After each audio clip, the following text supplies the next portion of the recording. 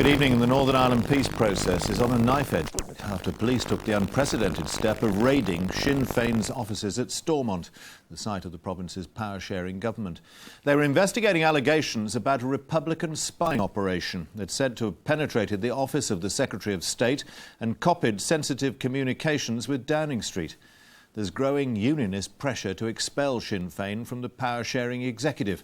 Sinn Féin called the raid an attack on democracy and will stage a series of protest demonstrations tomorrow. Yes, it really did happen in one of the United Kingdom's devolved assemblies. Documents and computer disks taken by police. The Sinn Féin minister looked on in disbelief. She taunted the officers. The raid was one of several. 4 people arrested, including a senior Sinn Féin member, Dennis Donaldson. The police have been working on this for more than a year, and it centres on an attempt by Republicans to penetrate the Northern Ireland office.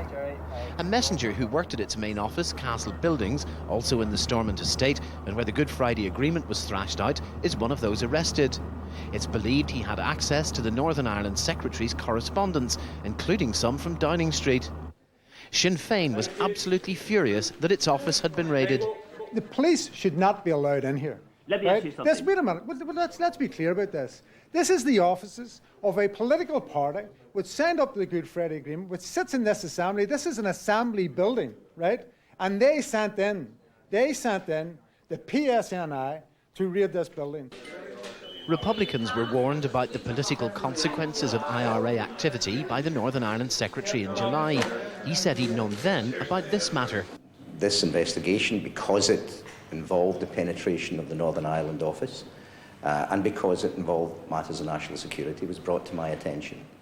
And that's part of the reason I made such a strong statement on 24th of July of this year and tried to draw a line in the sand and to warn everybody that whatever had happened in the past, this was not going to be tolerated in the future. The political fallout could be enormous. The unionists have already threatened to leave the executive in January, believing the IRA is breaching its ceasefire. They insist the government take sanctions against Sinn Féin. So take a little bit of time, but you have a duty to act. You have a responsibility to act. We expect you to act. And we say you must act. David Trimble goes to Downing Street next week, a crunch moment. The very future of the devolved assembly is at stake. Dennis Murray, BBC News, Stormont.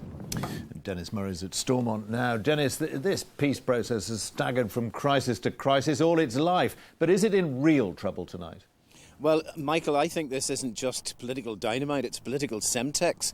It's certainly the biggest crisis, I would say, since the signing of the Good Friday Agreement. I understand as well